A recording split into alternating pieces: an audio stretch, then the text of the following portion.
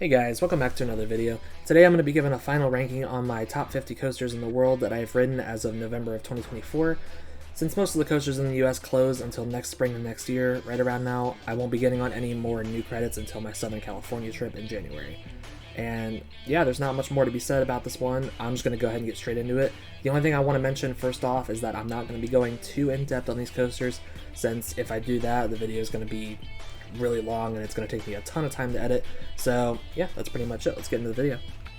Alright, coming in at number 50, I have the Bat at Kings Island. This is an aero suspended coaster, and this actually was a coaster that was built to pay homage to the original Bat at Kings Island, and this one was built, I believe, in 1993, and it's gone through a few rethemes in its history, but overall it's a pretty good suspended coaster with nice scenery, and it has a really nice night ride in the front row. So yeah, that's all there's to say about that one. Alright, coming in at 49 is going to be Skyrocket over at Kennywood in Pittsburgh.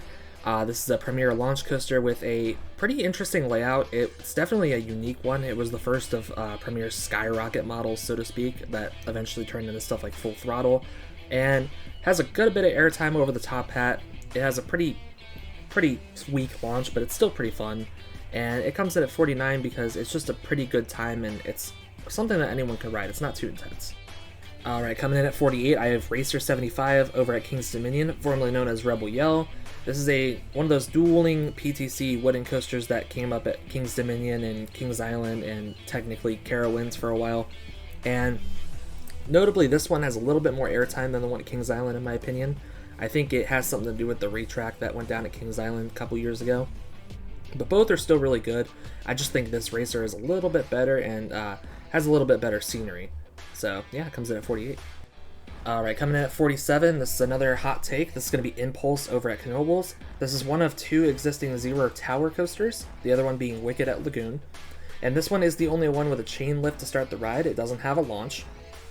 And it has a pretty cool layout. It's like a little mini Gerstlauer Eurofighter or Infinity Coaster kind of layout. Has some good hang time on the 0G roll. And the vertical loop has some good forces, so yeah, it's a cool little coaster, and it couldn't be at a better park. Comes in at 47. Alright, coming in at number 46, I have the Grizzly at Kings Dominion. There are two Grizzlies that were built. One is at California's Great America, which hopefully I'm getting on in January, and then the one at Kings Dominion, which I rode in August of last year. So this Grizzly got a pretty extensive retrack done, I believe, by the Gravity Group over last off-season, and all the roughness complaints that I heard about this before getting on, they made no sense to me. This ride was butter smooth for me.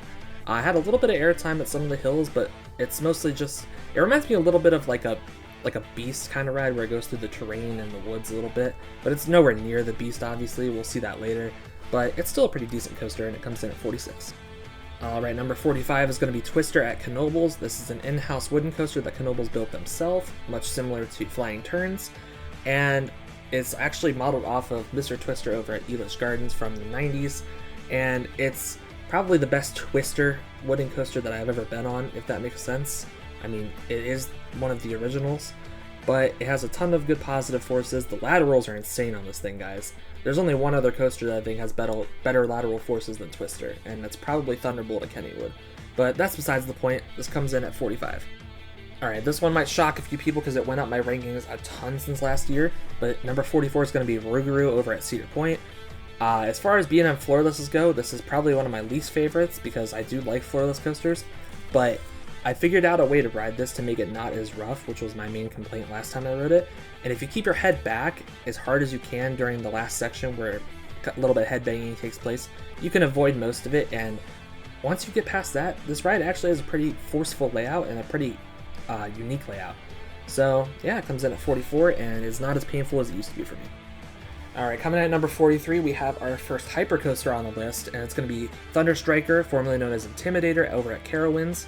Now, I rode this in August as well on my Carowinds and Kings Dominion trip, and I do believe that this is my least favorite B&M Hyper that I've ever been on, and mostly because the trims on this thing killed the ride for me. Now, I know that if the trims are off, this thing is much better, but as of now, I have not ridden it without the trims hitting like that, so it is going to sit at 43 for me at the moment, but that could definitely change in the future if I get a re-ride on it. Alright, coming in at number 42, we have Ravine Flyer 2 over at Waldameer. This is a Gravity Group wooden coaster. Actually, it's a hybrid coaster with steel supports and wooden track. and this is considered to be one of the better wooden coasters in the world, or at least North America. I thought it was a little bit rough at some points because it is showing its age, and it might be due for a retrack. But there's no denying that this thing has some incredible airtime when you're traveling over the road up in Erie, Pennsylvania.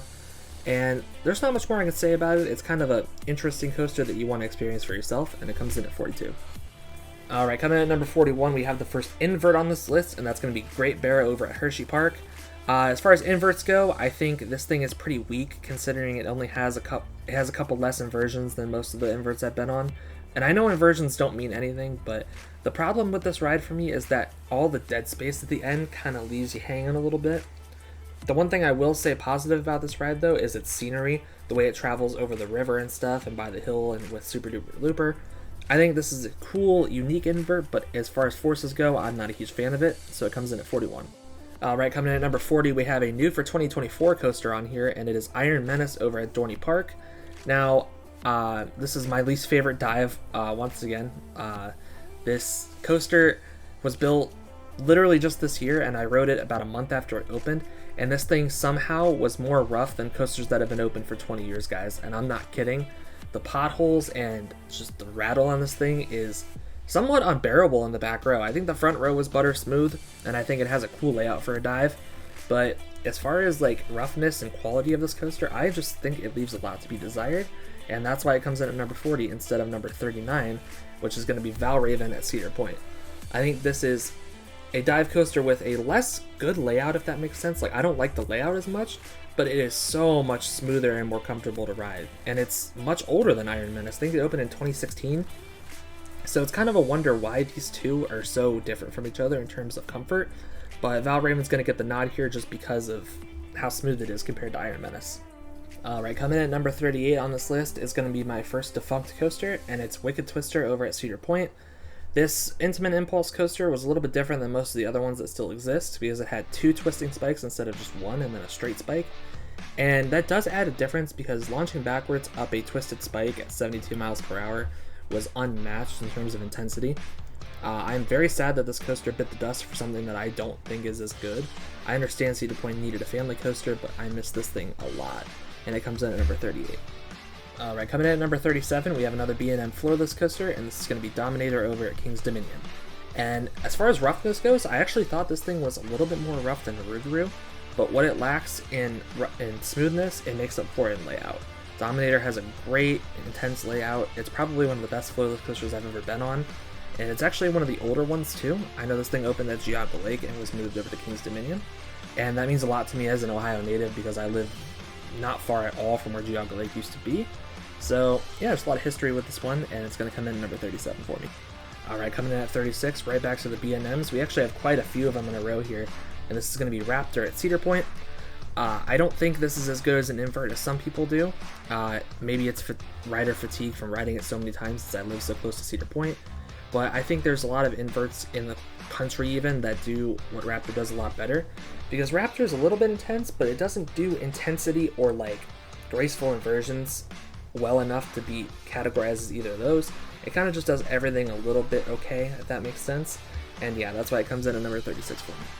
Alright, coming in at number 35, we have Hydra the Revenge over at Dorney Park. This is another B&M floorless coaster, and it's probably the most bizarre layout out of all of them. It begins with a slow JoJo roll out of the station before the lift hill, and honestly that makes the ride for me. That's why I put it above something like Dominator or Rougarou. It is a little bit rough like all the other old floorless coasters, but this one's still pretty good, and it's going to come in at number 35 for me. Alright, unfortunately guys, I did just lose the audio for number 34 through 30 itself, and I just wanted to give a quick rundown to what those coasters were. 34 was Batman the Ride at Great Adventure, great intense invert. 33 was Talon over at Dorney Park, another great invert with more terrain interaction and even a little pop of airtime. 32 was Medusa over at Great Adventure, and probably my favorite B&M floorless, very smooth, intense, and it was the original, so it did that well. 31 was Fahrenheit over at Hershey. This is an Intamin custom looper, kind of like if B&M did a looper, but it was built by Intamin, and really intense, unique, and just a really fun experience. And then finally number 30 is Candemonium at Hershey Park. This is a B&M Hyper, and I think it could have done a lot more with its second half, but its first half is fun and has a lot of good airtime. Alright, we are finally back. Coming in at number 29, I have Gatekeeper over at Cedar Point.